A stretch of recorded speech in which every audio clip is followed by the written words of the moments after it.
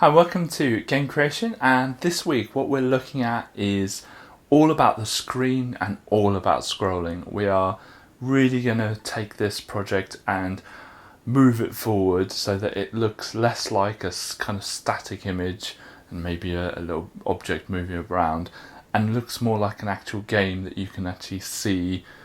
I always think scrolling just makes everything look more like real and more impressive and professional. I think I don't know. I think back to the old Flash games on websites that just had a static frame and the character moving around.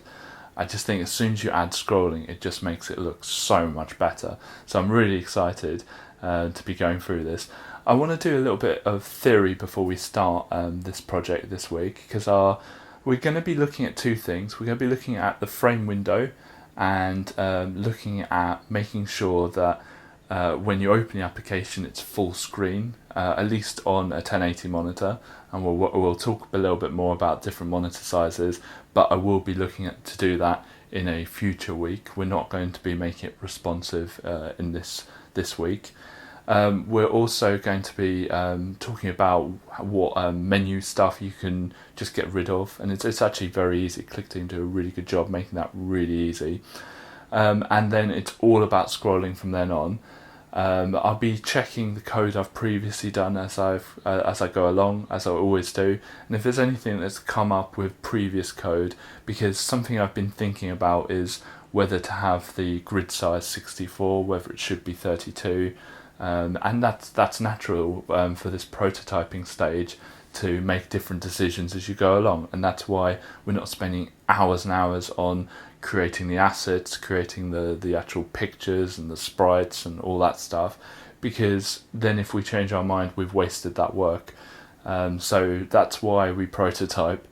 I'm going to talk about the theory of scrolling though in this video, and then we'll implement it down the line. So if I switch over to my iPad, so basically what we have is a window. I'm not going to do this nicely, I'm going to do this roughly. We have a window that the player can see, okay?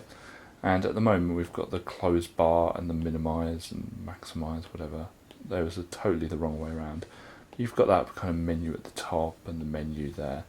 And at the moment it's actually pretty small, but that is the size that the viewer sees. But actually we've probably I might just pick a different colour. We don't want the world to be just that size, because that would be quite a boring RPG.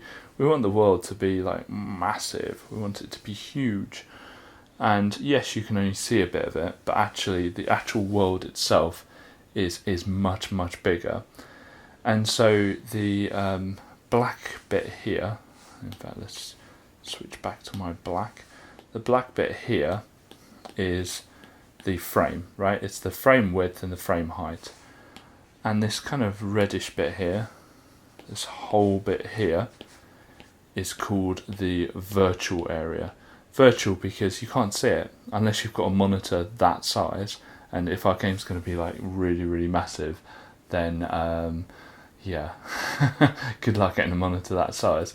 But that is virtual because it's stored within the game itself. It's not an actual thing you can output. So we've got our kind of client area, the bit that they can see, and as they move around it, so for instance if they move down here, that's absolutely fine. They could move their person down here, and they move the frame within that virtual area.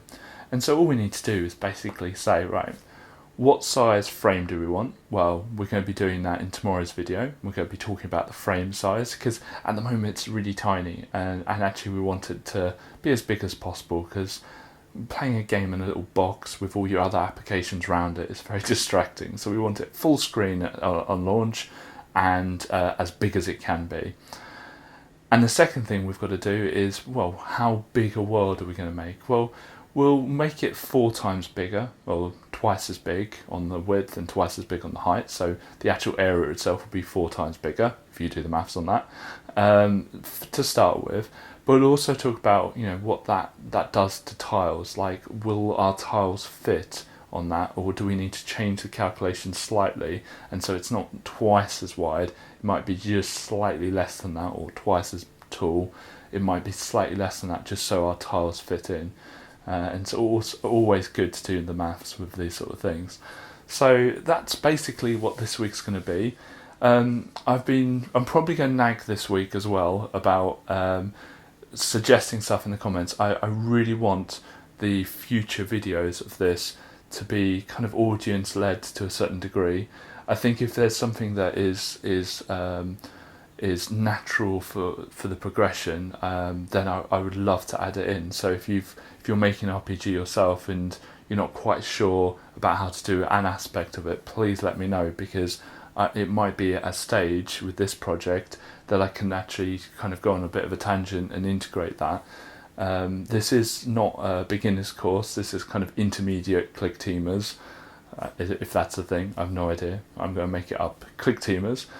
So don't feel that there's anything too advanced to include in this, because I'd love to kind of go through new bits and maybe things I haven't done before.